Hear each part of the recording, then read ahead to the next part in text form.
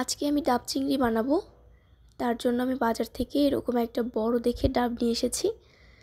আর ডাবটা আমি ডাবওয়ালা মামার থেকে কেটে নিয়ে এসেছি। আপনারা চেষ্টা করবেন ডাব কেনার সময় খেয়াল রাখার যে ডাবের ভিতরে একটু শাঁস আছে কিনা। শাঁসযুক্ত ডাব চিংড়ি খেতে খুবই মজা হয়। তো আমি এখানে একটা বাটিতে প্রথমে 2 টেবিল চামচ পরিমাণে সরিষা বাটা নিয়েছি। এরপর নিয়েছি আমার টেস্ট অনুযায়ী মরিচ বাটা। এরপর আমি এখানে ডাবের শাঁসটা বেটে নিয়েছি, সেটা দিয়েছি 1 চামচ পরিমাণ হলুদ গুঁড়ো, টেস্ট অনুযায়ী লবণ, 2 টেবিল চামচ পরিমাণ সরিষার তেল। এরপর আমি এগুলোকে খুব ভালো করে মিক্স করে নিচ্ছি।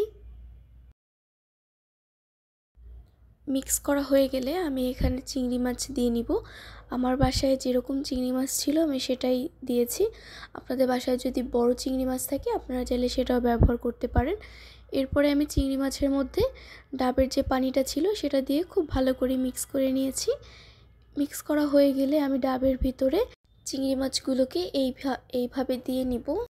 আপনাদের ব্যবহার করা চিংড়ি মাছের সাইজ যদি একটু বড় হয়ে থাকে সেক্ষেত্রে আপনারা ডাবের মুখটা আর একটু কেটে নিতে পারেন। তো সবগুলো চিংড়ি মাছ দেওয়া হয়ে গেলে আমি এখানে এক্সট্রা মিশ্রণটা এখানে ডাবের মধ্যে দিয়ে নিব। এরপর আমি একটু ময়দা মাখিয়ে ডাবের মুখটা খুব ভালো করে আটকে দিব, যেন কোনো হাওয়া বা বাতাস এর মধ্যে ঢুকতে বা বের হতে না পারে। আপনারা চাইলে ডাবের যেই কেটে ফেলা অংশটা সেটা দিয়েও ঢাকনা হিসেবে ব্যবহার করতে পারেন। তো আমি ময়দা দিয়ে আটকে এটা গ্যাসে দিয়ে দিলাম। গ্যাসের আঁচটা আমি মিডিয়াম টু লো ফ্লেমে রেখেছি। প্রায় 40 মিনিট থেকে 1 ঘন্টা পর্যন্ত আমি এই ডাবটা খুব ভালো করে রান্না করে নিব। এই যে ডাবটা একদম লাল হয়ে গেছে উপরের দিকে, আর নিচের অংশটা দেখেন একদম পুড়ে গেছে। আমি ঘুরিয়ে 10 মিনিট পর পর ডাবটাকে ঘুরিয়ে খুব ভালো করে পুড়ে নিয়েছি। এখন আমি ডাবটা তুলে নিব। ডাবটা তুলে নিয়ে আমি একটা ছুরির সাহায্যে ময়দাগুলো তুলে নিব। আপনারা খেয়াল রাখবেন ডাবটা যেন খুব ভালো করে পোড়ানো হয়, না হলে কিন্তু ভিতরে হবে না।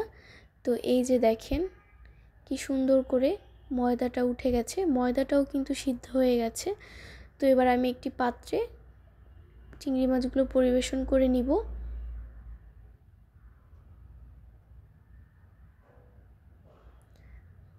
ডাব চিংড়ির কালারটা কিন্তু খুবই সুন্দর এসেছে। আপনারা দেখে নিশ্চয়ই বুঝতে পেরেছেন এর কালারটা যেমন এসেছে এটা খেতেও কিন্তু ঠিক সেরকমই টেস্টি ছিল। আপনারা বাসায় এভাবে বানিয়ে দেখবেন, আশা করছি খুব ভালো লাগবে। তো আমি আজকে ডাব চিংড়িটা গরম গরম ভাতের সাথে, সাদা ভাতের সাথে পরিবেশন করছি।